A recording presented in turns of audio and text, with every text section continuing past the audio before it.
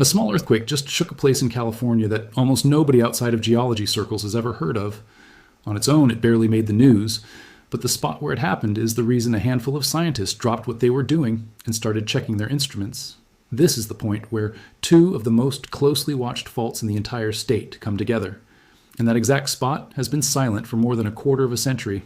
By the end of this video, you'll understand why a shake that most people slept through might actually be one of the more interesting pieces of evidence California has produced in years, and why small earthquake and important earthquake are not always the same thing. If you want more breakdowns like this one, stick around and subscribe, because I go through stories like this often. Before anything else, let's be honest about the numbers. A magnitude 4.2 is not a disaster. It's the kind of shake that rattles a few picture frames, wakes people up, maybe knocks a mug off a counter, and then it's over. Nobody was hurt. Nothing collapsed. So if the size of this earthquake isn't the story, what is? It's the address. It's exactly where this thing happened, and what has been sitting quietly underneath that spot for a very long time. In the early hours of July 12th, 2026, at around 3:30 in the morning, the ground moved near Frazier Park, a small mountain community along the I-5 corridor, not far from the Kern County line, roughly 70 miles north of Los Angeles. The quake started about 13 kilometers underground. Shaking spread out across a wide stretch of Southern California. People felt it in Santa Clarita, in Palmdale, and even down into parts of Los Angeles and Orange County. The USGS early warning system triggered as the shaking began, giving some residents a few seconds of notice before it arrived. No injuries, no real damage. The magnitude estimate wobbled a little in the first hour, from about 4.1 up to 4.4, as more seismic stations checked in and the number got refined, completely normal in the immediate aftermath of any quake. None of that changes what matters here. Frazier Park itself is an easy place to overlook. It's the kind of spot drivers pass on their way between LA and the Central Valley without a second thought. Nothing about it screams danger zone. And that's exactly why this particular quake caught attention. Not because of what's above ground, but because of what's directly below it. California produces thousands of earthquakes every year. Only about 15 to 20 of them typically reach magnitude 4.0 or higher. Outside of Alaska, no other state in the country shakes as often as California does. So on a normal day, a 4.2 wouldn't even register as news. What makes this one different is where the fault line runs underneath Frazier Park. This is almost precisely the point where the Garlock Fault meets the San Andreas Fault, arguably the single most watched fault intersection anywhere in the state. And based on what we can tell from the historical record, this exact junction hasn't produced anything this strong in at least 26 years. When a location like that, quiet for decades, suddenly wakes up, seismologists take notice. Not because it proves anything on its own, but because it's the kind of signal that hints at how stress is shifting across a much bigger system. To understand why this matters, it helps to know what kind of faults we're dealing with. Both the San Andreas and the Garlock are strike-slip faults. That means instead of one block of rock rising over another, like you'd see in a reverse fault, or pulling apart, like a normal fault, the two sides slide horizontally past each other. The San Andreas is a right lateral strike-slip fault. If you stood on one side and watched the other side move, it would appear to slide to your right. The Garlock runs the opposite. Way has a left lateral fault, cutting east-west directly into the San Andreas. Where the two meet, the San Andreas actually bends under the pressure. You can see the kink if you look at a map of the region. Picture two massive slabs of rock grinding past each other in opposite directions for centuries. They're not smooth about it. They lock together at certain points, and pressure builds silently at those locked sections until the friction finally gives out. And that release is what we feel as an earthquake. Now imagine two of these grinding systems running straight into one another at an angle, each one tugging the other in a slightly different direction. That's a recipe for messy, unpredictable stress patterns, and geologists have long flagged bends like this as places where big ruptures are more likely to eventually happen, because the geometry itself makes it harder for the stress to bleed off gradually through smaller quakes. The Garlock Fault, in particular, has been sitting locked, under pressure, for an extraordinarily long stretch. Digging into the paleoseismic record, physical traces of ancient earthquakes preserved in layers of soil and rock, researchers have found evidence of past ruptures on the Garlock, involving 2 to 3 meters of displacement. That's consistent with an earthquake somewhere around magnitude 7.5. Here's the unsettling part. There's no record of the Garlock producing anything that big during the entire period we've actually been keeping written or instrumental records. Current estimates put its last major rupture somewhere between 500 and 1,000 years ago, which means, roughly speaking, the last time this fault let go in a major way was somewhere around the medieval period in Europe, long before anyone had mapped or settled California. Faults don't forget. The rock keeps grinding and locking the whole time, quietly storing energy while it waits. This also isn't the first time the Garlock has been flagged. Back in 2019, a magnitude 6.44 shock struck near Ridgecrest, followed a day later by a 7.1, the strongest quake to hit California in over 2 decades at that point. USGS calculations afterward suggested that the sequence added roughly 30% more accumulated stress specifically onto the Garlock Fault. In other words, this fault was already flagged as overdue before Frazier Park happened. Ridgecrest just made the underlying pressure worse. So when a 4.2 shows up right at the junction where all of that stress converges with the Southern San Andreas, it's easy to see why people who study this stuff are paying closer attention than the magnitude alone would suggest. It helps to zoom out and look at the bigger historical pattern in this region. There was a massive 7.5 in 1857, known as the Fort Tejon earthquake, striking close to the same general area. San Diego had a 7.4 back in 1800. Then, in 1952, a 7.5 struck the region as well, though that one occurred somewhat east of the main San Andreas line itself. What stands out is that most of the big seismic activity in recent decades, Ridgecrest in 2019, a 7.1 in 1999, another significant quake in 1992, has clustered out east in the Mojave Desert and the broader eastern California shear zone, rather than directly on the San Andreas itself. Meanwhile, the western side of the system, the San Andreas Fault proper, has stayed comparatively quiet for a long stretch. There's also an older event worth mentioning, a double earthquake sequence back in December 1812, measuring roughly 7.5 and 7.1, which struck this same broader region. Combine that with Fort Tejon decades later, and you get a rough outline of how often this stretch of the San Andreas has ruptured over the past 2 centuries, and just how long it's now been quiet. A long, quiet stretch like that is exactly what worries seismologists most, because it usually means stress is still piling up on a fault that hasn't had a major release in ages. There's a broader pattern researchers have noticed too. Seismic activity in this region seems to drift geographically over time, shifting from east to west and back again across cycles that can span 50 to 100 years or more.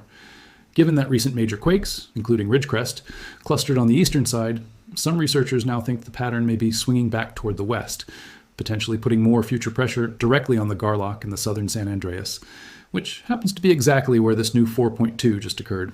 This kind of long-term drift is genuinely hard to wrap your head around because it plays out over timescales far longer than a human life. Think of it like watching an extremely slow pendulum, spending decades favoring one cluster of faults before gradually leaning toward another.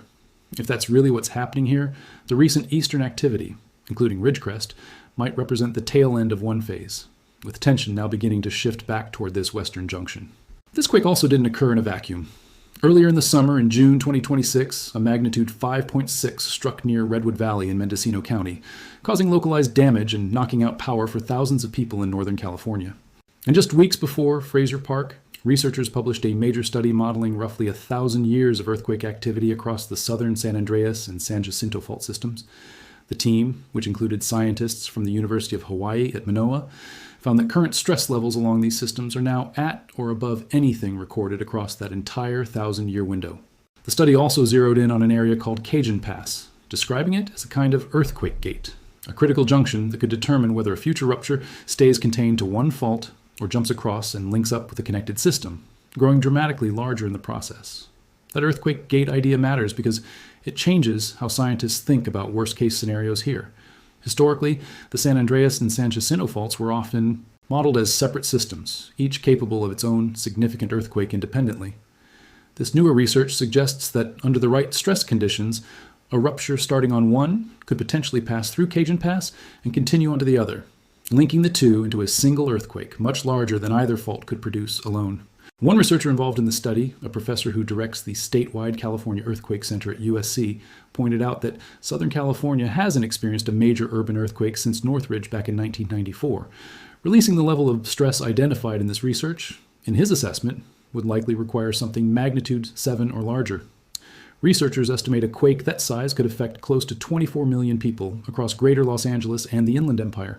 For context, Northridge, despite being considerably smaller than what's being discussed here, still caused billions of dollars in damage and remains one of the costliest natural disasters in U.S. history. A magnitude 7+ event along the Southern San Andreas, hitting a region with millions more residents and far more infrastructure than existed in 1994, would be an entirely different scale of disaster.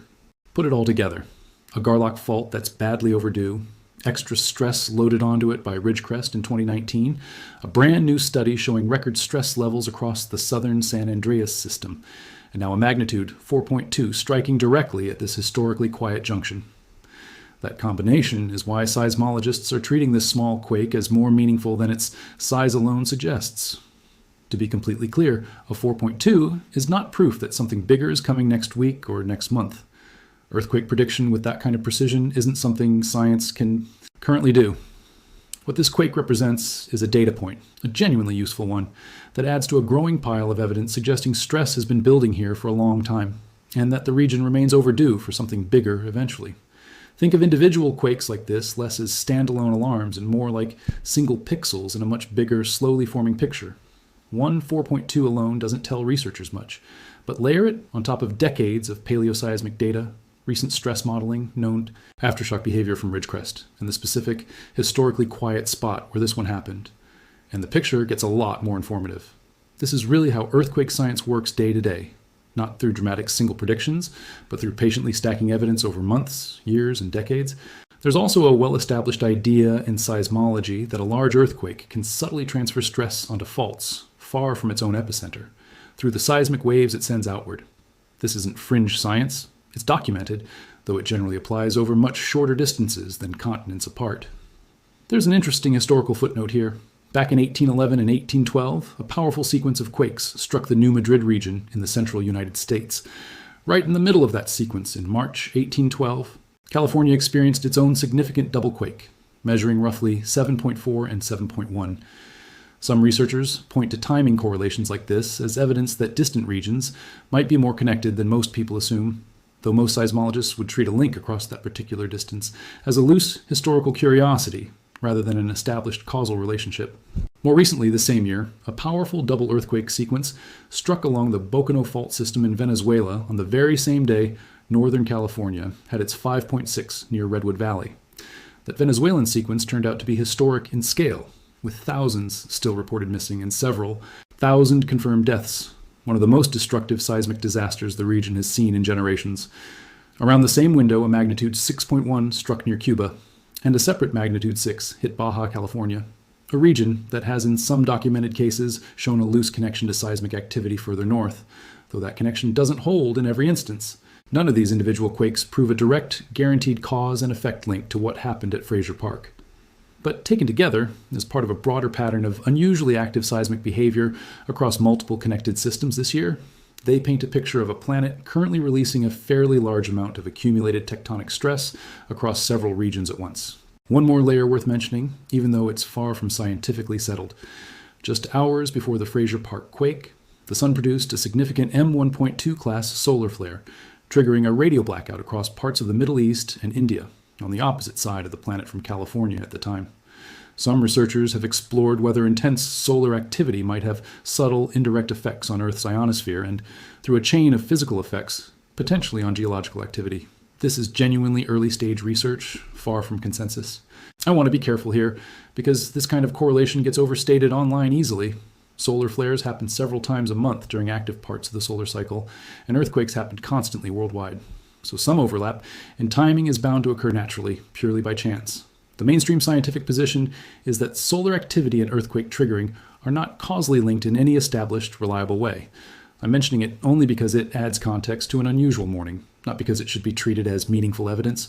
Based on everything currently on the table, several of California's fault systems appear to be carrying unusually high accumulated stress. The Garlock remains significantly overdue for a major rupture, potentially in the 7.5 plus range. The Southern San Andreas has gone an especially long time without releasing directly along its own line, and recent research suggests its stress levels now rival or exceed anything recorded over the past 1,000 years. Northern California has shown its own signs of activity with the Redwood Valley quake in June, and the Bay Area, home to the Hayward, Green Valley, and Calaveras faults, is still widely considered overdue for a significant quake of its own, a risk made more complicated by the existence of hidden faults nobody had mapped yet, like the West Napa Fault, which wasn't formally recognized until it produced a magnitude 6 in 2014. That West Napa example is worth sitting with. Even with decades of mapping, satellite monitoring, and ground instrumentation across the state, researchers can still get caught off guard by faults nobody knew existed, faults that only reveal themselves the moment they rupture. That alone is a good argument for taking earthquake preparedness seriously everywhere in California, not just in the zones currently getting the most attention. Given everything converging on this one system, there's even a possibility, not necessarily the most likely outcome, but a real one, that a future major earthquake could involve a connected rupture across both the Garlock and the Southern San Andreas, either at the same time or in close succession. A linked multi-fault rupture like that tends to produce something significantly larger and more complex than either fault alone. Seismologists have paid much closer attention to these cascading multi-fault scenarios in recent years, partly because several major earthquakes around the world have shown that a rupture starting on one fault can, under the right conditions, jump to a neighboring one and keep going far beyond what older models assumed was possible. That's a big part of why the Cajun Pass earthquake gate research carries so much weight. It's not just describing two faults sitting near each other, it's describing a structural weak point that could decide whether a future quake stays contained or grows into something much bigger.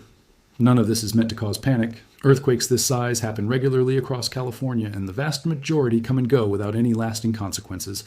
But given exactly where this one struck, directly at one of the most heavily monitored, clearly overdue junctions in the state, combined with everything else we now know about accumulated stress across the wider Southern California network, it's exactly the kind of event responsible earthquake preparedness should take seriously. California's major fault systems have been quietly building toward a significant release of stress for a long time. This small, unremarkable-looking 4.2 near Frazier Park may end up being one more small but meaningful piece of a much bigger, ongoing story.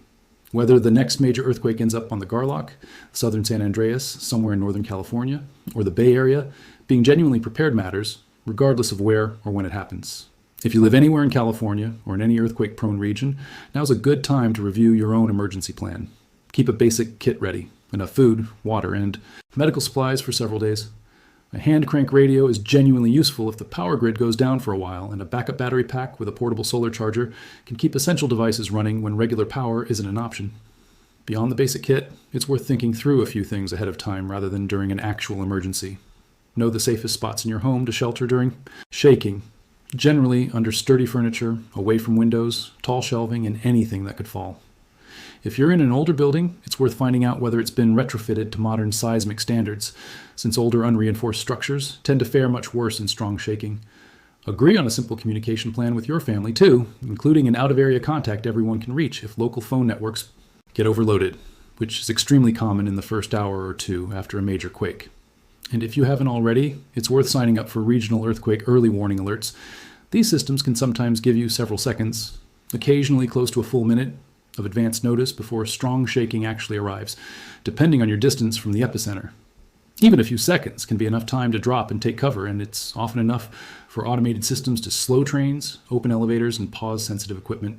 I'll keep watching the USGS data over the coming days, along with any updates from the researchers behind that stress modeling study, and I'll bring you a proper follow-up the moment there's something genuinely new to share. If you want to stay on top of stories like this, make sure you're subscribed. I cover breaking seismic activity often. Stay safe out there, and I'll see you in the next one.